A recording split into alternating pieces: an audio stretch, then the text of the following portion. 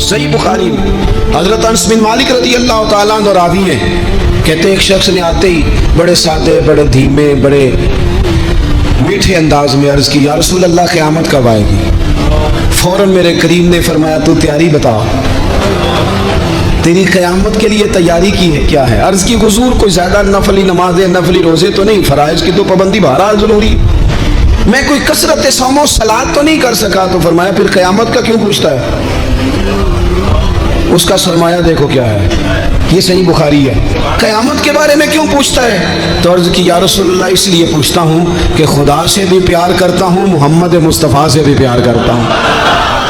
تے اساں جہاں گناہیاں دا جدوں اعمال نامہ فرول ہوئے، ذرے ذرے نے سامنے آ جانا ہے، جو جو منہ تھی بولیا بول ہوئے، اساں کول حضور دے بیٹھ رہنا ہے، لکھ عمل ترکڑی تول ہوئے، او دے کولوں بھی رب نے حساب لینا ہے جیڑا بیٹھا ہی محمد دے کول ہوئے صلی اللہ تعالیٰ علیہ وسلم۔ لحد میں عشق رخ شاہ کا داغ لے کے چلے، ہم نے اندھیری رات سنی تھی سو چراغ لے کے چلے۔ حضور اس لیے پوچھتا ہوں کہ اللہ رسول سے پیار کرتا ہوں۔ اب میرے کریم نے محبت کا سرمایہ اس نے پیش کیا نا، حضور پیار ہے نا میرے پاس، نبی پاک نے اب اس پر ریزلٹ اناؤنس کیا، نتیجے کا اعلان فرمایا۔ میرے کریم فرمانے لگے سن پھر نتیجہ یہ ہے، ایک بہت ساری عبادتوں پر ثواب ملتا ہے نا، اس عبادت پر یہ ثواب، اس تسبیح پر یہ ثواب، یہ بھی اس کے پاس سرمایہ ہے نا۔ حضور ثواب کا اعلان کرنے لگے، کریم فرمانے لگے سن پھر جس کے ساتھ تو محبت کرتا ہے نا، قیامت کے دن اسی کے ساتھ اٹھایا جائے گا۔ اساں کول حضور دے بیٹھ رہے ہیں، اسی کے ساتھ اٹھایا جائے، اسی کے ساتھ۔ حضرت انس بن مالک فرماتے ہیں وہ تو بات کر کے تشریف لے گئے، چلے گئے۔ میں نے عرض کی، میں نے کہا یا رسول اللہ ایک بات میں بھی کر لوں؟ حضور نے فرمایا کرو۔ تو نبی پاک علیہ السلام سے عرض کرنے لگے، حضرت انس بن مالک عرض کرتے ہیں حضور میں اللہ سے بھی پیار کرتا ہوں، رسول اللہ سے بھی کرتا ہوں، حضرت ابو بکر صدیق سے بھی کرتا ہوں، اور سیدنا عمر فاروق سے بھی کرتا ہوں، حضور میرے لیے کیا حکم ہے؟ تو فرمایا انس سارے مل جل کے ہی جائیں گے جنت میں۔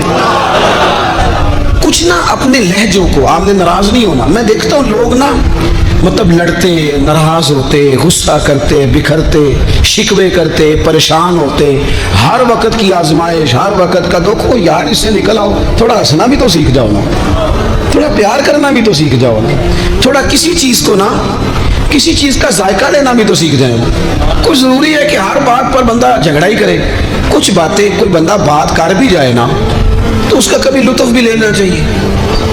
مطلب ہر جھگڑے، ہر سوال کا جواب ہوتا ہے؟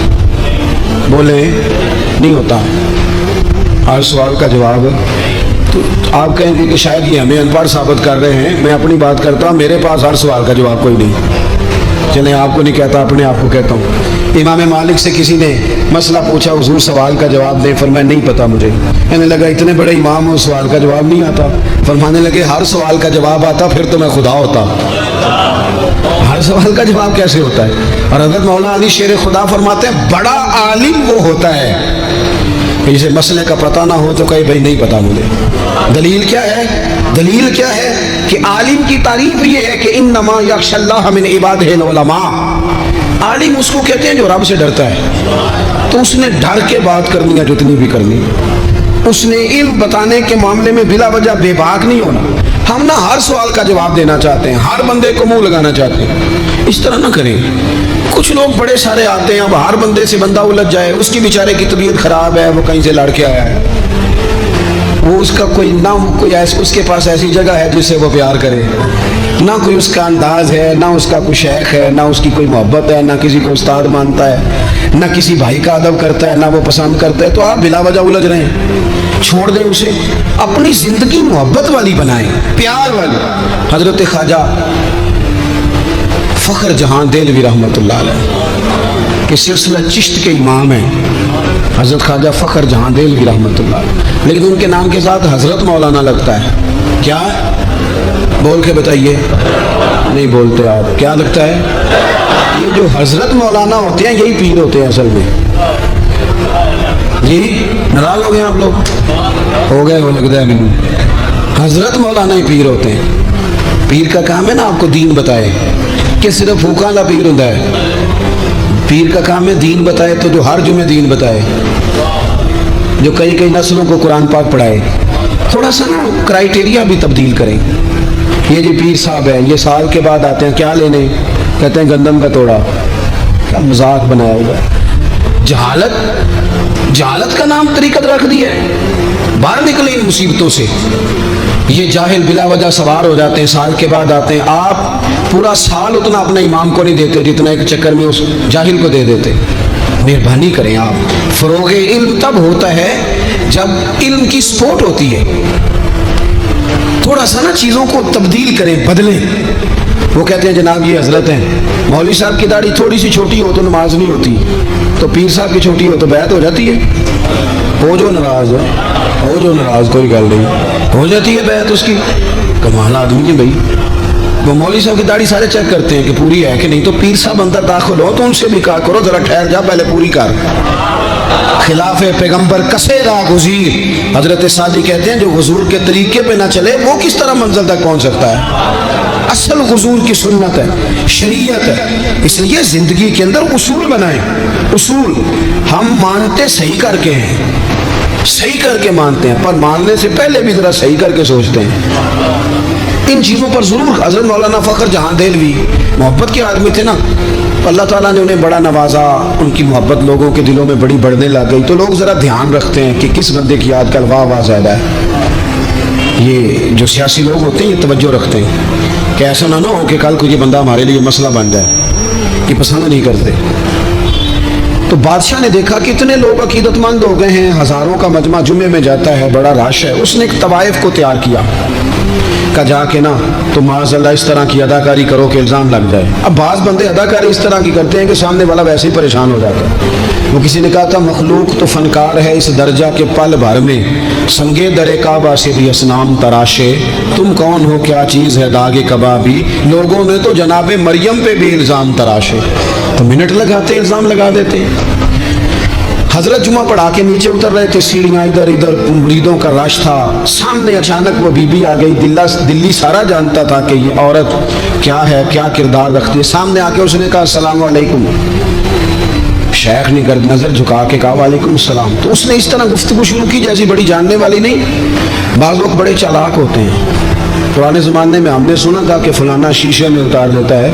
اب تو بعض بندے چھوٹی سی شیشی میں بھی اتار لیتے ہیں. بڑے تیز ہیں، بڑی باتیں آتی ہیں، بڑی.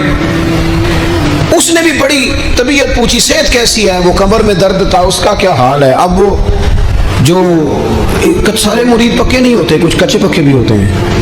وہ جو کچے پکے تھے وہ پریشان ہو گئے کہ واقعی کبھی پوچھا تو نہیں پیر صاحب سے رات کو کہاں ہوتے ہیں. تو فٹافٹ کہنے لگی وہ رات آپ آئے تھے تو آپ کھوٹے سکے دے گئے. میں ابھی دکاندار کے پاس گئی، اس نے لیے ہی نہیں.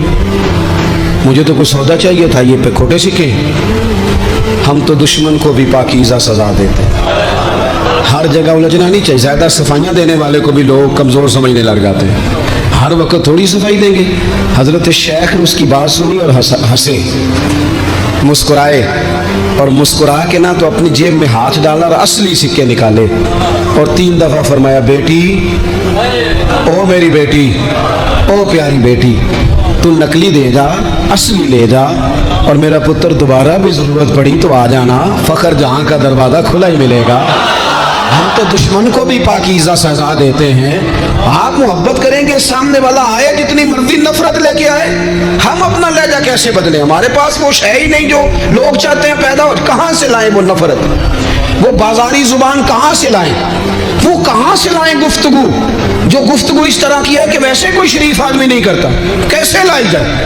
آپ کسی کو دیکھ کے کبھی بھی اپنا لہجہ خراب، وہ جو کر رہے ہیں وہ اس کا معاملہ ہے. ہم تھوڑی، ہم محبت والے اپنی بولی بولتے ہیں. وہ کس طرح سامنے والے کی سطح پہ اتر کر بات کریں گے؟ حضرت نے فرمایا پتر ضرورت پڑے تو دوبارہ بھی آ جانا. یہ بات کرتے ہی نا پھر شیخ سیڑھیاں اترنے لگے. اور جب سیڑھیاں اتر گئے تو 3-4 منٹ کے لیے وہ بی بی سکتے میں آئی،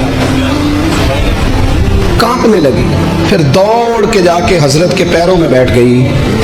کہنے لگی بابا ایک بات تو بتا، تو مٹی کا بنا ہے کہ کستوری کا؟ تو سندل کا بنا آدمی ہے؟ میں تجھے بدنام کرنے آئی، الزام لگانے آئی. چاہیے تو یہ تھا کہ لوگ مجھ پر تھپڑوں کی برسات کرا دیتے. तेरा चेहरा जलाल से सुर्ख हो जाता, और मैं बदनाम करने आई। और मैं दिल्ली की वो वाली खातून हूँ जिसे कभी किसी ने बेटी नहीं कहा, कभी किसी ने बहन नहीं कहा। अपनों ने भी रिश्ते बनाने छोड़ दिए। जिसने देखा बुरी नज़र से देखा, पर तो किस मोहब्बत का आदमी है। मैं बदनाम करने आई और गुनाहों में लिथड़ी हुई को तूने बेटी बना लिया। ये जुमले कहते ही उस खातून ने दुपट्टा उठाया, चेहरे पे ओढ़ा और कहने लगी, दिल्ली वालों मैं तुम्हें बताऊंगी फखर जहां की बेटी किस तरह की होती है। अब मैं बताऊंगी, आज के बाद मेरे मकान को कोई गाने बाजे की जगह समझ के ना आना, उसे मैंने मस्जिद बना दिया है। कयामत तक मदीने वाले के नाम की अज़ानें पड़ी जाएंगी। मस्जिद का इरादा कर दिया है। अपने सुने जी, अपने लहजों में मोहब्बत